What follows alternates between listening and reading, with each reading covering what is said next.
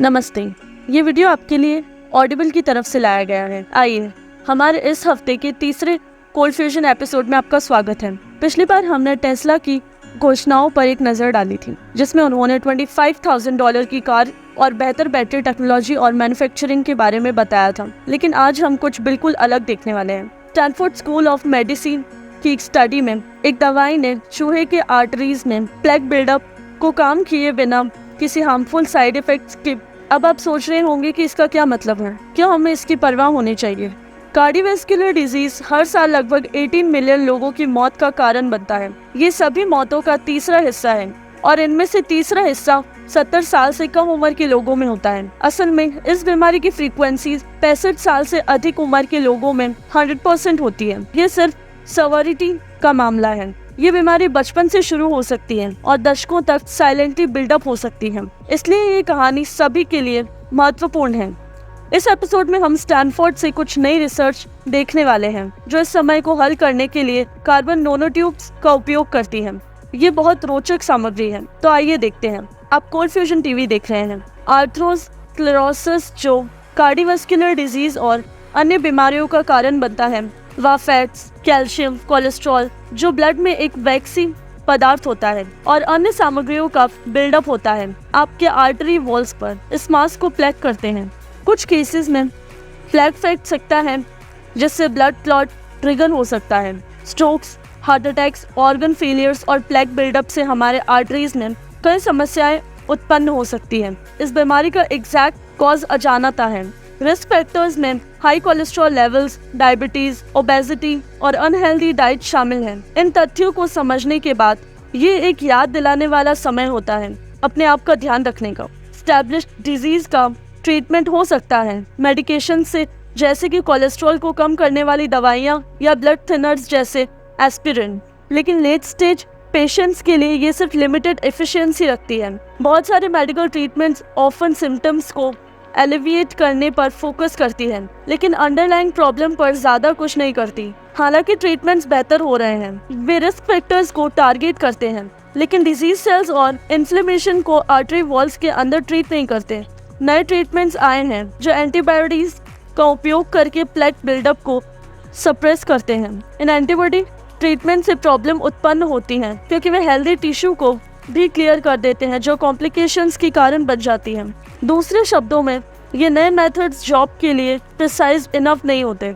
ये एक tricky issue है और इस प्रॉब्लम के लिए कुछ नई सोच की जरूरत है। क्या कोई ऐसी चीज हो सकती है जो इस बीमारी को रोक सके और प्लेग बिल्डअप को रिवर्स कर सके? सॉल्यूशन हो सकता है एक अनएक्सपेक्टेड प्लेस में कार्बन नैनोट्यूब्स। जब लोग कार्बन नैनोट्यूब्स की बात करते हैं तो मार्वल कॉमिक या कुछ ऐसी ही इमेज दिमाग में आती है, लेकिन असल में ये बेसिकली वही चीज होती है। ये एक रिमार्केबल मटेरियल होता है। ये basically rolled up sheets of graphene होती है जो single layer of carbon atoms thicks होती है। आपको लग सकता है कि ये सब ग्रेफेन के अमेजिंग प्रॉपर्टीज वाले ट्यूब फ्रॉम कार्बन नैनोट्यूब्स कुछ अजीब लग रहे होंगे, लेकिन ये 1993 में 2 इंडिपेंडेंट रिसर्च टीम्स ने डिस्कवर किए थे। हाल ही में कार्बन नैनोट्यूब्स ने मेडिकल फील्ड में ड्रग डिलीवरी के लिए सरप्राइजिंगली स्ट्रॉन्ग इंटरेस्ट देखा है। कन्वेंशनल ड्रग्स की तरह स्पेसिफिक सेल्स और रीजन्स को टारगेट कर सकते बिना हेल्दी सेल्स को हार्म किए। तो ये कैसे काम करता है? सबसे पहले प्लेग के साथ इशू ये होता है कि आर्टरी को प्रॉब्लमेटिक सेल्स एक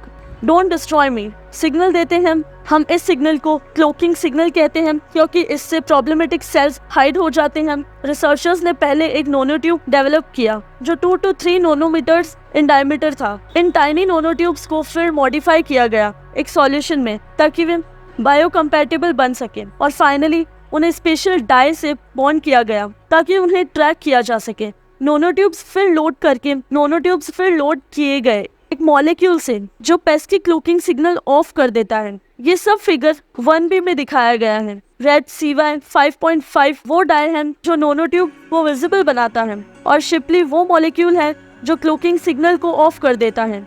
एग्जिस्टिंग एंटीबॉडी ट्रीटमेंट्स की तरह ये नैनोट्यूब्स व्हाइट ब्लड सेल्स द्वारा लिए जाते हैं। White blood sales naturally inflammatory sites में एंड अप होते हैं, जैसे आर्टरी प्लेग। एक बार जब वे प्लेग के अंदर होते हैं तो व्हाइट ब्लड सेल्स अब प्रॉब्लमेटिक सेल्स को रिकॉग्नाइज करके उन्हें डिस्ट्रॉय कर देते हैं। डॉक्टर स्मिथ, पेपर के ऑथर्स में से एक, ने बताया, हमने पाया कि हम मैक्रोफेज को स्टिमुलेट कर सकते हैं। बेसिकली ड्रग्स जो नोनोट्यूब्स द्वारा कैरी किया जाता है वो क्लोकिंग सिग्नल ऑफ कर देता है ताकि व्हाइट ब्लड सेल्स समझ सके कि उन्हें एक्शन में आना चाहिए और प्रॉब्लमेटिक सेल्स को गेट रिड ऑफ करना चाहिए। स्टडी कहता है कि once the cloaking mechanism is shut off, the white blood cells cause the plaque to eat themselves from the inside out, thus reducing their size and stabilizing their growth. ये almost like giving the body a news होता है fight against plaque buildup in arteries के लिए जो usually ignore हो जाता है। तो यहाँ रिजल्ट्स हैं।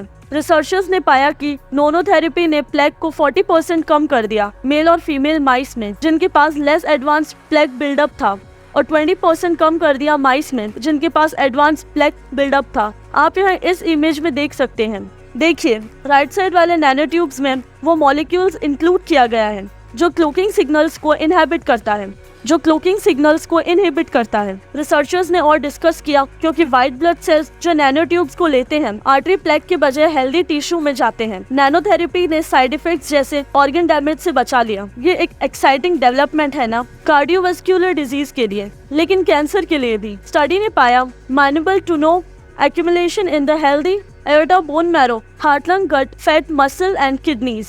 मुझे लगता है ये एक अच्छा साइन है। रिसर्चर्स ने कहा but best of all we didn't see any significant toxicities। Interestingly carbon nanotubes ने भी प्रूव किया कि वे सेफ हैं और इम्यून सिस्टम को क्रेजी नहीं बनाते इन प्राइमेट्स। तो इवेंचुअली आइडिया ये है कि एक सॉल्यूशन कंटेनिंग थे नैनो पार्टिकल्स को पेशेंट में आईवी इंजेक्ट किया जाएगा और फिर ये उनके ब्लड स्ट्रीम में फ्लो करेगा। Audible is the leading provider of spoken word entertainment and audio books. अगर आप बिजी हैं और टाइम नहीं है बैठकर पढ़ने का तो ऑडियोबल एक अच्छा तरीका है कंटेंट एंजॉय करने का जब आप कुछ और कर रहे होते हैं, या फिर अगर आपको रिलैक्स करना है बेड से पहले तो ये एक अच्छा तरीका है एंटरटेन रहने का या नॉलेज गेन करने का। साइंटिस्ट ने कार्बन नैनोट्यूब्स को लोड किया एक एंटी क्लोकिंग मॉलिक्यूल से जो आर्टरी प्लेग को खुद को ईट करने पर मजबूर करता है। तो उन्होंने ड्रग को कैसे अटैच किया जो क्लोकिंग मैकेनिज्म को ऑफ करता है कार्बन नैनोट्यूब से।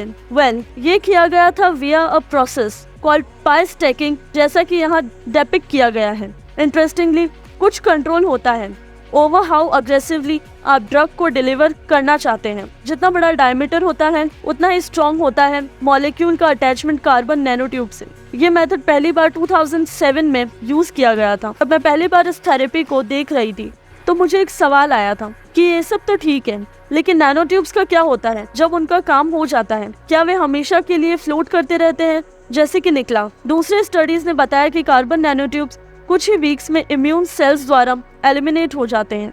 ये एक्सपेरिमेंट्स जो स्टैनफोर्ड स्टडी द्वारा साइट किए गए थे वे 2010 और 2016 में रिस्पेक्टिवली कैरी आउट किए गए थे। मुझे लगता है कि ये बहुत एक्साइटिंग है और बहुत सारे लोगों को अर्ली डेथ से बचा सकते हैं, लेकिन ये बहुत अर्ली डेज हैं और हमें कॉशियसली ऑप्टिमिस्टिक रहना चाहिए। लेकिन देखते हैं कि ये बीमारी प्लेनेट पर नंबर 1 किलर है। मैं प्रिलिमिनरी रिसर्च से बहुत इनकरेज्ड हूँ। मुझे आपके विचार जानने में इंटरेस्ट है, खास करके उन लोगों के जो वस्कुलर कंडीशन के साथ डायग्नोज हुए हैं। अगर आप एक सिमिलर वीडियो देखना चाहते हैं नैनोथेरेपी पर जो कैंसर को किल करती है तो मैं उस वीडियो का लिंक नीचे छोड़ दूंगा। तो बस यही कुछ था मेरे लिए। अगर आप साइंस, टेक्नोलॉजी, बिजनेस या हिस्ट्री पर और कुछ देखना चाहते हैं तो डेफिनेटली कोल्ड फ्यूजन को सब्सक्राइब करें।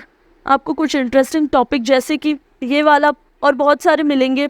वैसे मेरा नाम डोगोगो है और आप कोल्ड फ्यूजन देख रहे हैं और मैं अगले हफ्ते नेक्स्ट एपिसोड के लिए आपसे फिर मिलूंगा। अगली बार हम एडोब सॉफ्टवेयर की हिस्ट्री जानेंगे। क्या आपको पता है कि 1993 में एक को फाउंडर को गन पॉइंट पर किडनैप किया गया था? ये एक इंटरेस्टिंग स्टोरी है, तो उसके लिए stay tuned. Cheers guys, have a good one.